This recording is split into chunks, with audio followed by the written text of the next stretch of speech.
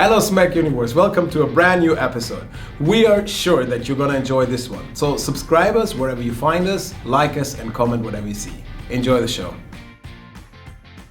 So, the better you have your private life sorted out and managed, I think the better and more successful you will be in the job. Welcome to my first episode of the third season of the Deutsche Hospitality podcast. My name is Florian Montag and it's my great pleasure to have welcomed no other than Marcus Bernhardt, CEO of Steigenberger Hotels AG. We spoke about Marcus' personal career and how he aligned this with his family, what the hotel industry can learn from the car rental and aviation sector, and of course all about Deutsche Hospitality and their newest announcement of the lifestyle brand House of Beats. Enjoy the show. Welcome, Marcus, to the podcast. Thank you, Florian. Nice to be here. Marcus, we're sitting here on the sidelines of the International Hotel Investment Forum with the topic Reframe Hospitality. So we're all looking into the bright hospitality future, we hope. And you guys been super active also during the last few weeks and months, presenting a lot of new brands like House of Beats and also your cooperation with Porsche Design. Why now, and can you tell us a bit more about it? Well, I think like everybody, many of our partners and colleagues have faced the same kind of challenges. The pandemic definitely has stopped a lot of the normal life. And for us, we need to rebuild and reorganize our organization, the whole company. And I think for us, the time was not so much negative, of course, negative in terms of financial aspects. But for us, this time was more an accelerator for the business coming up in the future. So we took the time to reorganize and restructure the company to be fit for the requirements also our main shareholder, Huazhu, has given to us, to become one of the leading hotel companies in Europe. And that takes some time because the company was not fit for that in the past. And because of these ambitious targets to get over 700 hotels in 26, we need to first structure the company in a way that we can accept and also integrate new hotel groups, hotels, and facilitate those kind of mergers. And that's why I think it has been a tremendous time, 10 months now, with a lot of movement, a lot of changes, operation-wise, business-wise, brand-wise. And therefore, all those brands, now we have 8. We just announced Porsche Design Hotel in July of this year, a fantastic cooperation with the Porsche group. And here at the IHIF now, House of Beats, which is another upscale lifestyle brand, focusing very clearly on music, fashion, and arts. And we announced already 3 locations, Hamburg, Milan, and Trieste, where we're going to open those hotels in the next couple of months. So everything is moving in the right direction, but a lot of work still ahead of us. Steigenberger has always been a bit more known for the luxury brands and the luxury segment. Now you're bringing more lifestyle brands on the market. How come? Well, I think you need also to reorganize yourself and rethink yourself. And being just a purely luxury hotel group, of course, we know there are some who are doing this fantastically well. But with our new shareholder, who is a master in economy and mid-scale brands, having roughly 7,000 hotels in Asia, of course, we were rethinking this as well, because we need to make sure that we are using the synergies also between the two companies. And therefore, we said we need to establish brands also in economy, which is our Sleep brand. The acquisition has been done in 2019, a startup company in Denmark, a lifestyle economy brand, put it this way. And then we have, of course, Intercity Hotel, which is for many, many years our mid-scale brand here in Europe, Central Europe, so to say. And with Steigenberger, we had, of course, always a brand who has been very clear, defined as a 4-star plus. And now with our Steigenberger icons, which are the ones competing on the level with Four Seasons, Ritz-Carlton's, Mandarin Oriental, and so on, we are going in a completely different level, in a completely different direction. And in between those brands, we have clearly seen that there's a lot of demand for lifestyle, really lifestyle, because our future customers, let's put it this way, the digital natives, they have a completely different approach on what they would like to see. They have a lot of money, they would like to spend. It's not a question of money, but they don't really want to have these old shiny buildings. They really would like to have an experience, a different experience. experience, and that's why lifestyle is definitely something which we are not the only one. Many other hotel companies have done the same, but this is something which we have a lot of hope, and we see already the ones which we have opened, Jazz in Stuttgart or Jazz in Amsterdam, and now lately in Vienna, next one coming in Dubai, that these are really hotel models of a new way which will lead us after the pandemic definitely to even a more demanded hotel group. Yeah, interesting. So it means a new way of luxury, even like especially for the younger travelers. The millennials are also all growing up, so to say, and have a bit more cash in the pocket and want to stay. We were last week I was at the Swiss Innovation Day in Switzerland, where it was also that topic. It's making luxury more accessible and showing the younger generation that, hey, you can actually go into nice hotels, etc. It's not kind of old people, like a different segment, so to say. But how will you achieve your fast growth? Because you guys have huge ambitions, bringing out new brands. What are the commercial models you're working with to be able to grow this rapidly? Well, one of the changes which we have done, of course, first of all, was to rethink and restructure the commercial approach. Because the commercial approach and the organization, which was before the coronavirus, is not anymore the one which will be afterwards important. So there we had to restructure dramatically our organization, also in order to make sure that we are supporting our brands in a different way. Before that, every brand had its own organization, every brand had its own sales team, and there were no synergies which we could use, and therefore we said, okay, this is not going to work. So this was the first approach. The second approach was to say all our brands, we have had them horizontally put onto in our organization, which was very difficult afterwards to organize and use economies of scale. So we have put them now into a kind of a pyramid organization where we have segmented them differently. And with the acquisition which we are going to do, this will facilitate very easily, to put brands which we're going to acquire into the different segments. So it's just a shift into our existing organization, where then we have business units responsible who will take over and will integrate the process much faster. From a business development point of view, there are clear two strategies. One is the organic growth, which is definitely something more difficult at the moment. As we know, investors and banks are more reluctant to finance. But still, this is something we have roughly 25 to 30 hotels per year. That's our target, to grow organically. And after that, of course, we need to grow in order to achieve our goal with mergers or acquisitions.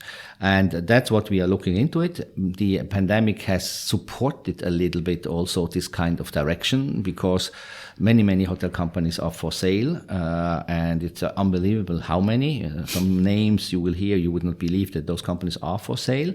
And that's why we are carefully investigating and checking which company would fit best in our portfolios, and then grow gradually on that. So there are two approaches. One is the organic growth, and the other one is by merger and acquisition. So a question on that, was that maybe for you? I mean, you started last year, 1st of November, as the lockdown in Germany, especially for hospitality, happened just after. How was that maybe even an opportunity for you to, making all of this change, that you came in during a crisis and not during, the rosy times, because then it's often much harder to change things? Absolutely. You're absolutely right. This really supported our ideas and the strategy, because as you rightfully say, if we have a good year, and if it was 2019, this kind of changes would be much more complicated also, because if we have hotels running at 80% occupancy and everybody's very busy, it is more complicated to start thinking of this kind of major changes. And we didn't we did major changes and are still doing major changes, and therefore it was the right time. So even though it sounds maybe hard, but every crisis, has losers and winners. That's unfortunate, but that's the way it is. And we are definitely on the winner side, because we have used this opportunity, also, with all fairness, supported by our shareholder Huazhu, who has given us the right financial backup to do the whole. And without that, of course, it would be much more difficult to do it. So big luck that they actually bought Steigenberger Hotels AG in 2019, so that you guys were ready for 2020. Exactly, yeah.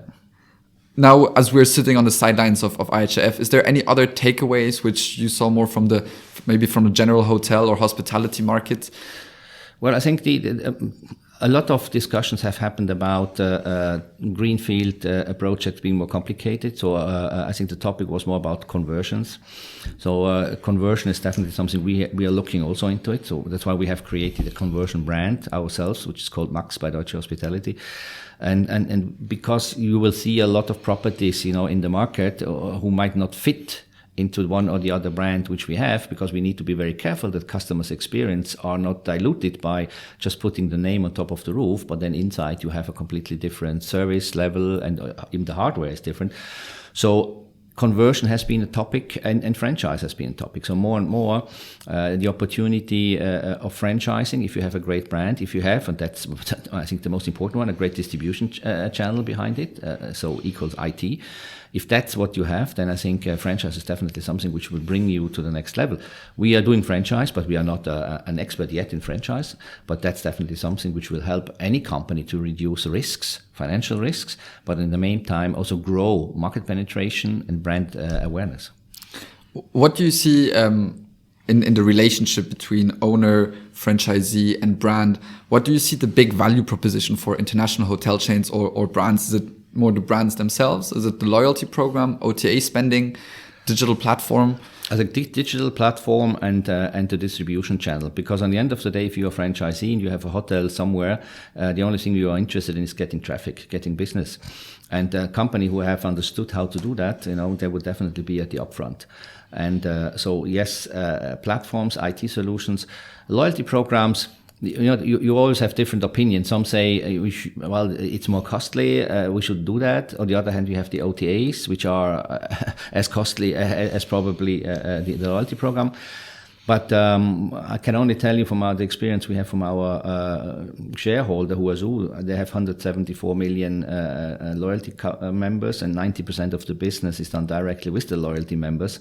So they don't use any OTAs and nothing. So it is really, it's different how you handle that. And if you have this kind of power, we believe that loyalty programs are still something which we don't look into it. We will definitely in Europe not be in the position that we will not have any OTAs anymore. I don't think so that's going to happen. But I think we will maybe be a little bit more focused on how we're going to do business in order to reduce also our fixed costs. And how does Huazhu achieve this? Is it just different kind of buying patterns from the Asian market, or is it? I think the Asian market, of course, is a little bit different, but it has really something to do with loyalty as such. And, these 174 million loyal customers, if you become, they only count them to their loyalty program if you have at least made 3 reservations, 3 bookings per year. So if you're a customer with 1 booking, you are not counting on the 174 million. So that already means that you have a huge potential there, because you will still have customers who have 1 or 2 bookings. And what they guarantee them is that there's no other way cheaper than if you go via our direct booking. And that's what they do. And we see that maybe in China certain things are different, or in Asia you can maybe drive that in a different way, but it's amazing to see. That's why the GOPs of those hotels are between 50 and 60%. I mean, they have a completely different setup, and of course they're trying now to convince us that we need to go in the same direction. Yeah, definitely. But also to be able to have such good loyalty, you need also good data, and that goes back to the platform element. How's the IT structure, especially on Huazhu? How's that built? Are you guys also embracing elements from that? Huazhu is probably one of the most advanced hotel group in IT. They have what they call one system platform. It's one platform for everything. And we are at the moment in the process since 6-7 months to integrate and to be integrated on that platform as well, because we clearly see the benefits. That we don't want to have different PMMs, we don't want to have different other systems. It's just a nightmare, and even more so if you have a clear plan of acquisitions, buying other hotel groups, hotel companies, integrating them. One of the biggest hurdles is always the IT system. So if you have a one platform system which is clearly dedicated what exactly this platform is going to support, these kind of things will be much easier to be done. So we are not yet there, but we are working very hard, and we are very much convinced, and we learn a lot from there. The IT in Asia is unbelievably advanced. Yeah, definitely. And I mean, I know it from my own side. The platform business is definitely the next way to go. You can't just think about single property and then bring it in somewhat of a multi-property element, especially when you want to do something with the data and bring it all together. You also just on a side note, you guys also launched a new project with the German government, which is on sovereign identity standards to be able to digitalize the hotel check-in. Big topic in Germany for quite some time. Yeah. Can you tell us a few things about that? Well, we are still, let's say, at the moment in a kind of beta phase where we have some tests going on together also with our colleagues from Hotel One. We have been asked by the German government to be the test group, so to say, to do that.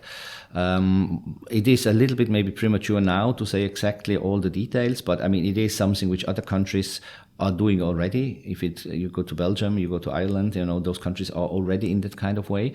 And we believe it's a fantastic tool to also make a seamless customer journey at the end of the day, because how often is it that you come and you have to show again your ID card, you have to show everything, you have to register, you have to write your sign and everything. So it makes the journey of a customer much more complicated. And from a security point of view as well, I mean, it is quite important those days, even more than ever, to be sure that we have a clear understanding that for us also that we can secure customers in our organization, but we are also secured that customers coming to our organization are the right customers, put it this way. Yeah, definitely the Meldeschein here in Germany, where you had to sign to by hand just to identify in case there's a terrorist situation. That was pretty absurd, I would say, and exactly. The IHA has been, I would say, fighting for quite some time. So that's great to hear, especially from a tech perspective. But let's jump a bit in a different area or a different part of your career, and you between your two stages of being at Steigenberger, you went out of your comfort zone, I would say, the hotel industry, and went into two very interesting industry. One's the airline industry, where you served as executive vice president and board member at Gulf Air in Bahrain. Bahrain, right? It was, and as well as in the car rental industry at Europe Car Mobility Group as COO and later managing director. Can you tell us a bit more about why you made that move and into these areas? Well, I think after so many years in the hotel industry, it was the right time at that time to say, okay, would you like to continue for the next 20 years, or would you like to look into something different? And when I was approached by this company to say, okay, we would like to have more hospitality experience in our airline, and so that's why they have hired me. And I can only tell you it was a great experience, because there you're facing completely different challenges. Challenges in terms of logistic, challenges in terms of weight issues. The organization, different cultures has been quite interesting. So it was a quite interesting move. After that, when Europcar asked me to join the group, first as the chief commercial officer and then in charge for the business development international, this was a move because I wanted to see again something else. It was not because of the airline. I didn't like the airline, not at all. It was a fantastic experience. There were also family reasons why we had to come back, unfortunately, because my wife unfortunately had cancer, and then we needed to find treatments and back in Europe. But it was also the right time, because after having been part fully of the Arabic Spring, after that, a lot of things have also changed. So it was probably also the right moment for all of us to move on. Then Europcar, great company. I was asked to be the chief commercial officer to prepare the IPO, which we have done in 2015 very successfully. And there again, it's a different model where you have to very much driven even more by logistical issues in the car rental company, but also in terms of profitability, margins, pricing, quite interesting and quite challenging also to be on that kind of sector on the upfront. And Europcar has been the number one in Europe, worldwide, always struggling between number 3 and number 4, but quite an interesting experience. So different industries still, if you say somewhere in the tourism industry, and on the end of the day, in all those 3 industries, you have to make sure that your customers are happy, regardless if it's somebody flying, driving a car, or using a hotel and the restaurant. So that has always been the same, being customer focused and making sure that the brand as such, will deliver what customers' expectations are.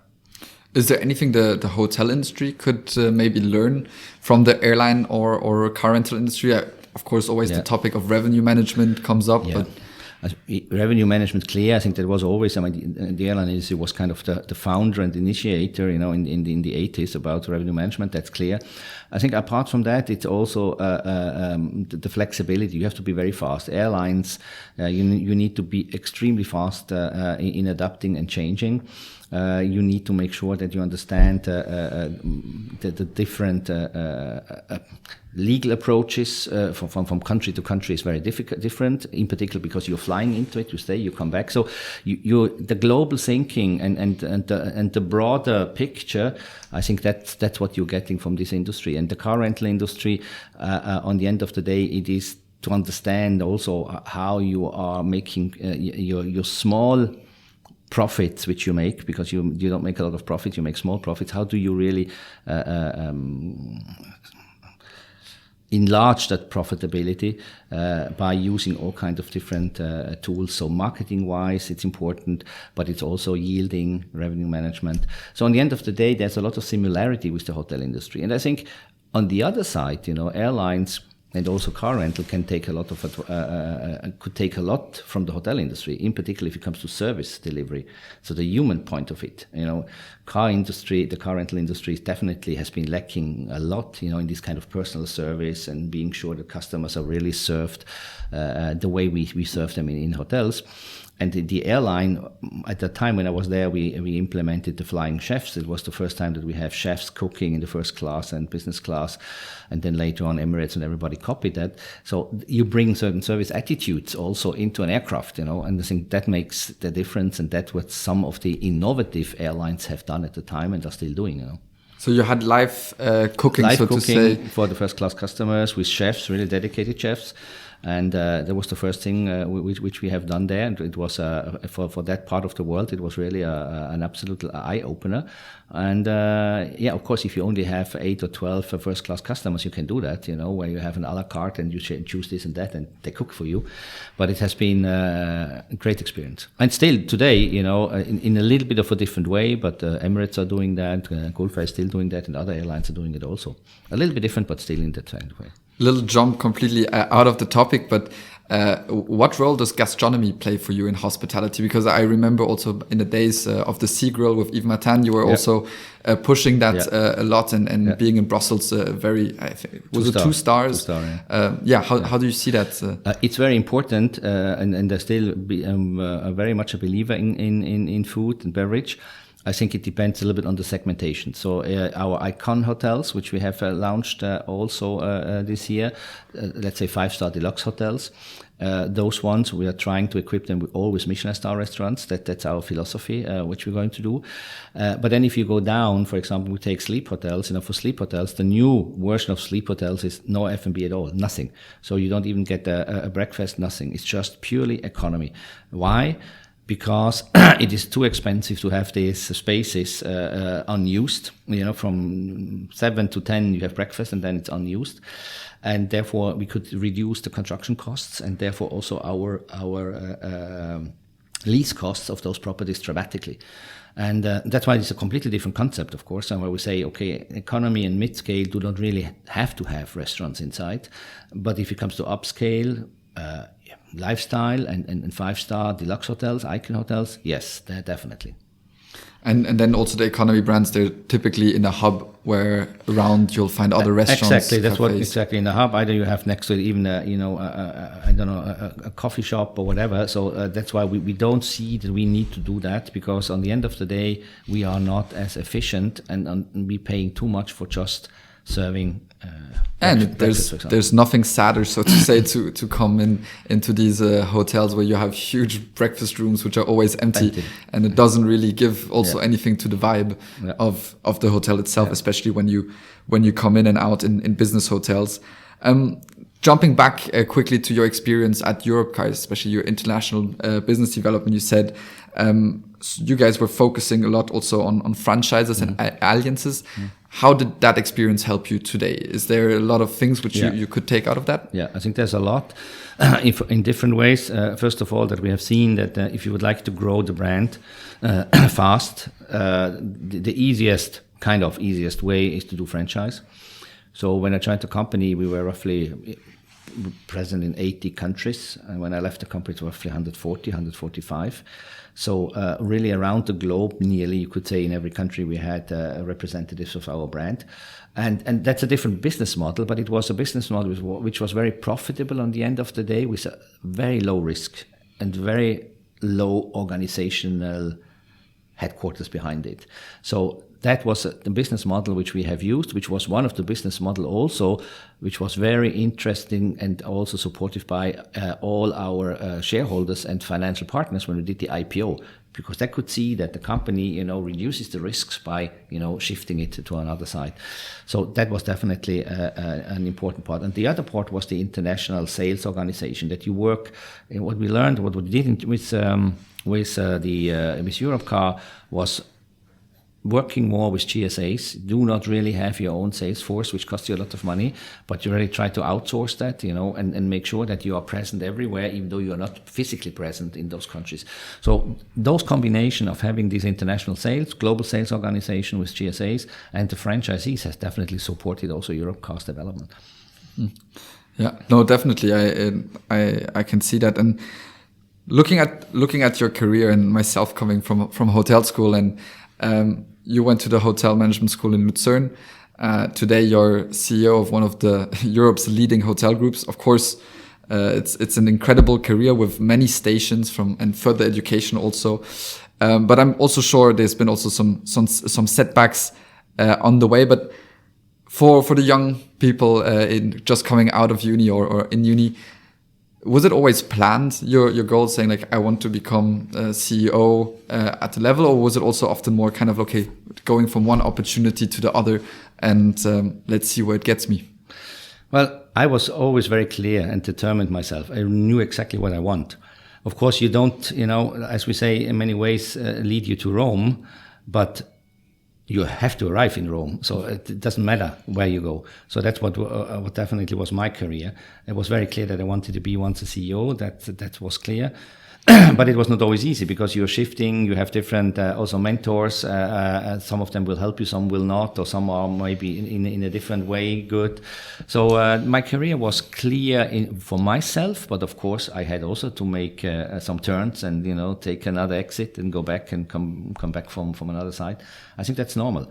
But I think for the younger generation now, the ones who have finished hotel management school or university whatsoever, I think you should have at least a clear idea where you would like to go, because that makes things much easier. And after that, just try to be very flexible. Those days, flexibility is key. I mean, I have been moving with my family, I think 13, 14 times.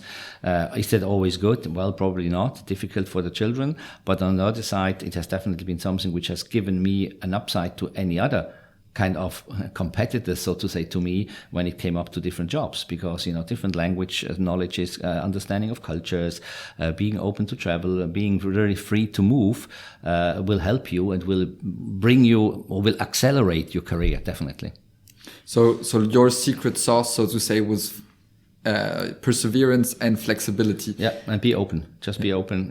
If certain things come, take it, try it out. If it doesn't work, okay, go to the next step. But there are different characters of people, and we cannot judge that somebody is good or bad by doing this or that. Not at all. But I think if you are really consistent in what you want to do and you have a plan, let's do it. Go for it. Looking at your vita, especially on LinkedIn again, I could see also that you've done a lot of further education. So whether it was another bachelor, master, or executive programs from the names from Berkeley or IMD. What was that for you? What role did that play? Was it also something always important to not just be flexible in the job, but also to learn on the side? Or yeah. I think it was for me an internal accelerator to say, okay, I have achieved this level. I was GM at a single hotel. I said, okay, what do I need to become now, let's say, a regional GM or regional VP? So what is missing? You know, what kind of tools are missing to do that, apart from experience, which always is important? And then you check and you see, okay, what can help? And then you have maybe mentors who are supporting you, say, okay, do this and that. And I was in Fontainebleau, in INSEAD, I did a lot of this, and was in Cornell University. So you're choosing the topics which you feel will bring you to the next level. And I was always somebody eager to learn, to understand what can we do better, how can we move faster, how can we be more profitable. And if you have this kind of eagerness within yourself, I think then that's the driver. That has been the driver for me all my life. And if you don't do this kind of additional education, and you will stand still someday, because today we're talking all about IT, everything is IT driven somehow. I'm not an IT expert, but at least I have a little bit of a broad understanding. And if you don't have that, it's very difficult also to take decisions then, as a CEO, for example, or even as a general manager of a hotel, should I do this or should I do that? So that would be your recommendation for any hotelier, let's say, who wants to go to the next level, is not just to look inside and directly for the next job, but also to go out and do some further education. Yeah, even if he's not somebody who would like to move on, but I think that's something everybody should do. From time to time, you should think of taking another 1 week course or 2 week course or whatever, and getting some new aspirations and ideas, because otherwise you're sitting in a tunnel and you're doing your work the way you always have done it, and you're not really flexible to see what comes from left and what comes from right. Yeah, that's very much also the startup mentality. It's Yes. always being agile, looking what comes in, what comes out, and needing to adapt to new trends. But you mentioned it already. Also something which you need to kind of align with an international career and a career to the C-level is your family. You've been, Bahrain, France, Germany, Belgium. What was your formula, so to say, to balance that? Well, I think first of all, we decided very, very early together with my wife that if we move, we always move together. So we didn't really thought that it's good to have, somebody living on one side and then you are just seeing them on the weekend and going back and forward. In particular, when the children were small, we said that's not what we should have. So that's why we always move together. And then I have to say, I have to be very grateful and thankful to my wife, because she had her own career as a lawyer, and she stopped that was focusing on the children and the development, and so somehow left me my back free, and I could really focus on my job. I think that's important. You have to align the family as good as it goes. It's not always easy. But, if you have a fight at home, you will lose also the business in your daily work, because you bring this kind of emotions also to the business. That's unfortunate. So, the better you have your private life sorted out and managed, I think the better and more successful you will be in the job. And my career is also because of my wife. Otherwise, I could probably not have achieved that, You guys also travel always a lot back to Switzerland and Ascona. Is that also important to have this kind of like one place which you call home for your kids also? And I mean, the kids, they were born in Switzerland, but they have never lived in Switzerland, for example. And when I asked them, where do you think are you Swiss or what are we? I said, no, I think we are citizens of this world, because they have been living in so many countries, in so many cities, and they enjoy it now, honestly. They told me a couple of days ago that sometimes we hated you because we had to move again after 2 or 3 years to another place. But now, looking back, we see what we have gained. We speak 4 or 5 languages. We have understood the culture of the different countries. We are much more adaptive to certain things. We are more flexible, and we can see that for our future job, and even now for some of the jobs they are doing between the universities, that this is going to help. So it has all ups and downs. It's not the perfect solution this or that way. Traveling is always a hassle, and if you don't see the family every evening, that's also not nice. Yeah, but that's a choice which we have made, and everybody has to make his own choice. Which direction would you like to go? And that was our choice. That's a great finishing note, Marcus. Thank you so much for sharing your insights and also some personal stories. Before I let you go, I have one last ask, and that would be a recommendation to our listeners. So this can be, I don't know, a book, a podcast, a hobby, a career tip, something which you would say, I I would like to recommend to our listeners? Oh, there are a lot of things, but my recommendation is maybe not a book or something, because there are so many books. I think my recommendation is just be yourself. Try not to play somebody which you are not, and be open-minded whatever you're going to do. Because if you are that, I can guarantee you will make your way. Perfect. Thank you very much, Marcus. Thank you, Florian. That's it for this episode, everybody. Thank you for tuning in. Don't forget to share your thoughts on this episode and everything else that is going on at SMACK with us by checking out our website at smack.media, or connect with us on LinkedIn, YouTube, or Instagram. We'll see you next time.